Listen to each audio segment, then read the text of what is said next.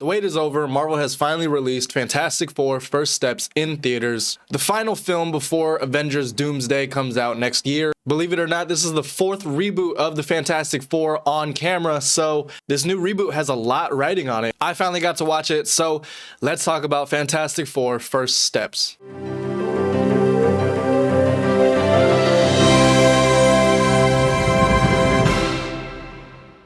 So like I said, this Fantastic Four movie has a lot riding on it. It has to be good. This is the fourth time that they've rebooted the franchise.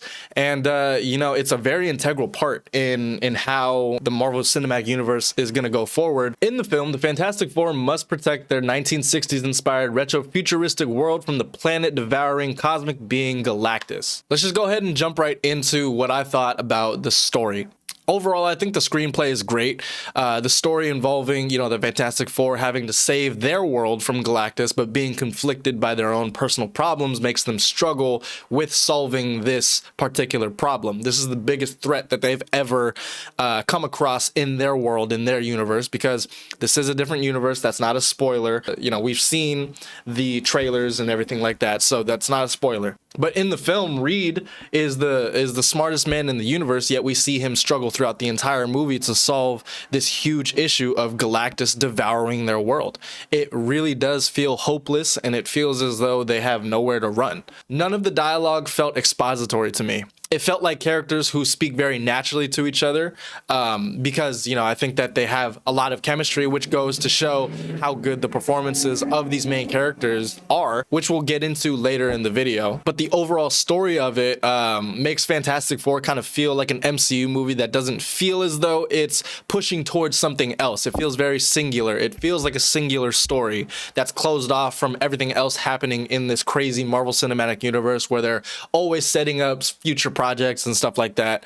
Of course, you have a little bit sprinkled in there, but it doesn't feel like that at all. I feel like you can watch this movie multiple times in the future without having to watch something prior or, frankly, have to watch something afterwards. This really does feel like an episodic movie within a bigger cinematic universe, which is something that Kevin Feige wanted to focus on regarding the future of their universe.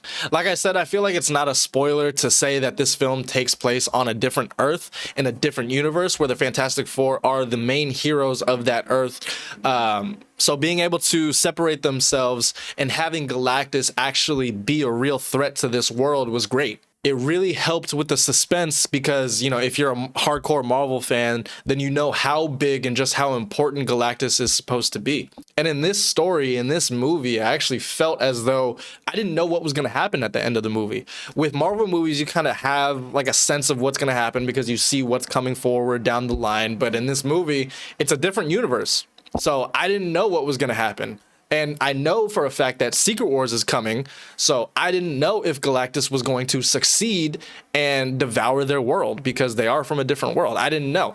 And that really helped build the suspense through the movie, kept me kind of, on my toes thinking about what could possibly happen here. And speaking of Doomsday, we're definitely going to see the Fantastic Four again in some capacity, as it was already confirmed that they were going to be a part of the cast of the movie. So it was really important that the chemistry between these four characters worked, since they're going to be in, the next Avengers movie and probably the next Avengers movie after that and the future of the Marvel Cinematic Universe. It really had to work. I can confidently say that the cast and the chemistry through these four characters worked. Pedro Pascal as Reed Richards really worked, in my opinion. He really sold the smartest man in the world dealing with a problem that he can't solve for the first time in his life. He really felt like Reed Richards to me, and he really reminded me of Ian Grufford's portrayal in the 2005 Fantastic Four film, which up until this point, I'm not sure yet. I haven't made up my mind, but Ian Grufford in the 2005 and 2007 Fantastic Fours was my favorite Reed Richards. But Pedro Pascal, even though you have some fatigue within the fan community, I think they're going to be very pleased with him because he was just super likable as this character.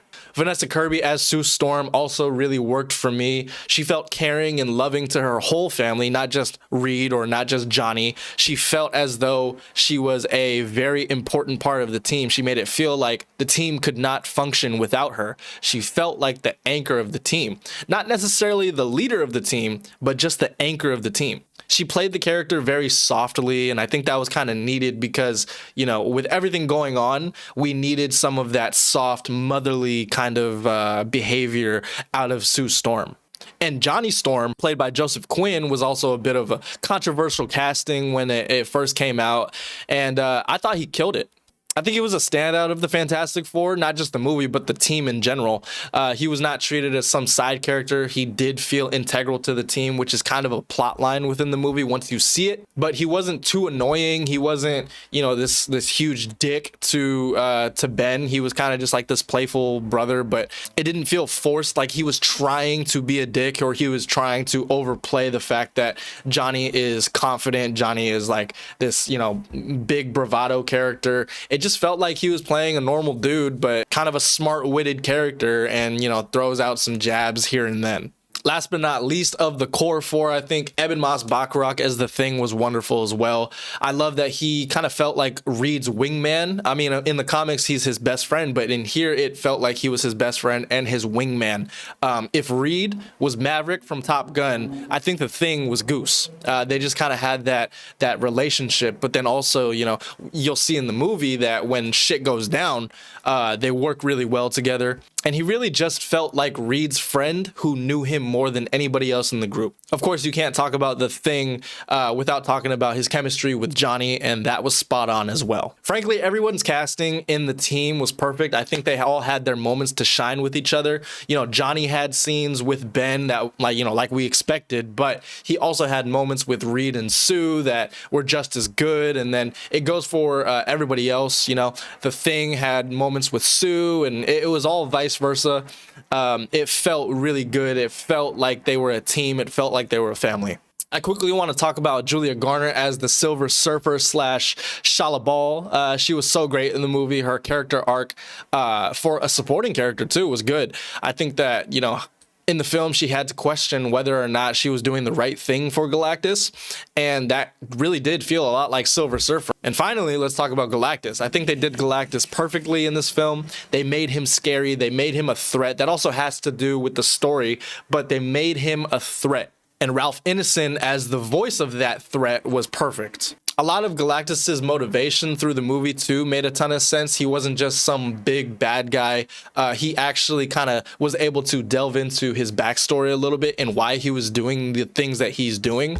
And yeah, I think that was really integral in making Galactus feel like an actual person and not just a big bad guy, that wants to eat your world. Visually, I think that the film is gorgeous. The movie is easily one of the best looking Marvel movies they have ever made. Everything from the aesthetics of the retro-futuristic setting to the CGI of all four main characters using their powers, to Galactus, to the Silver Surfer, to just the Thing's face, the Thing's mocap. It all looked perfect to me. One sequence in the movie really stood out to me, and that was the space sequence, and everything in that sequence just looked beautiful. It looked on point. Another thing I wanted to point out is the cinematography.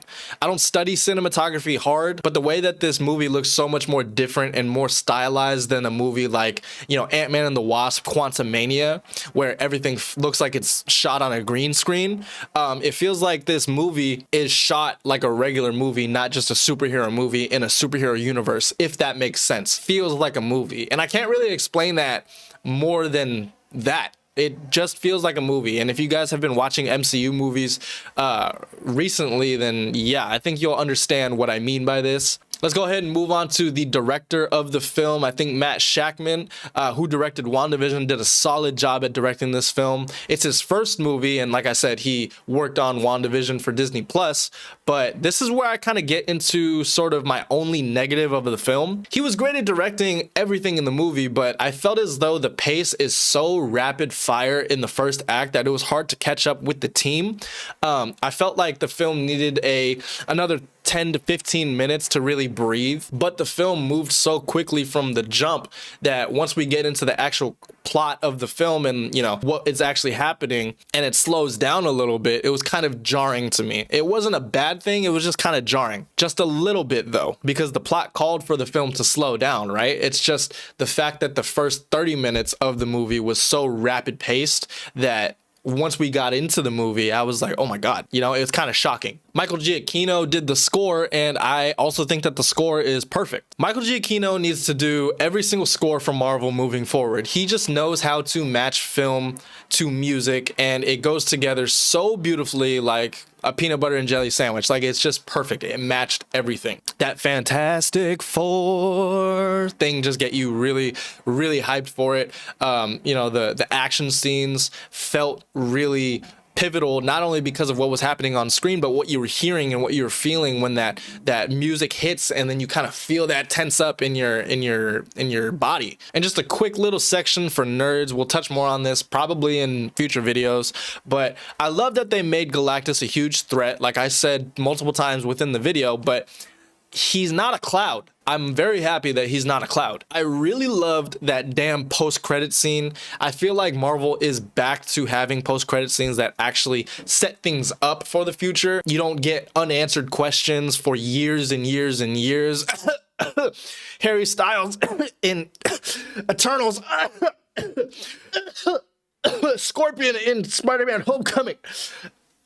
But the post-credit scenes make me very excited for the next upcoming Avengers movies and the future of the Marvel Cinematic Universe again, which is something that Marvel hasn't made me do in particular for the last maybe 5 years. And I love how weird the movie is. It kind of does really feel like a comic book, which is funny because we had Superman, which felt like a comic book movie, and we also have Fantastic Four that leans into the comic book side of these movies. I love how comic accurate the Thing looks. I love how comic accurate the costumes look. Silver Surfer looking great, and Galactus looking threatening. Again, not a cloud. Fantastic Four felt like an old school Marvel movie, and it felt very refreshing. The performances and cast were excellent. Their chemistry worked. The story made sense and was actually pretty deep for a quote-unquote superhero movie. I think the CGI was the best that Marvel has looked in years, and that score just makes you feel something, honestly. So I think the only thing that I had a slight issue with this movie was that it felt a tad bit too short, and that the pace in the first act moved extremely fast, but that's not going to be a problem for everybody. That's just a problem for me, and it's not even that big of a problem, to be honest. But overall, Fantastic Four First Steps definitely gets a thumbs up in my opinion. It was a great movie. I'm giving it an 8.5 out of 10 or a 4 stars. Oh wait, wrong hand. 4 out of 5 stars. Anyways, guys, that's gonna wrap up the review. Let me know what you think of the movie if you've seen it already. Did the casting work? Did Galactus work for you? Does this make you excited for Marvel again? Let me know down below in the comments section, and subscribe to the channel so we can keep talking movies.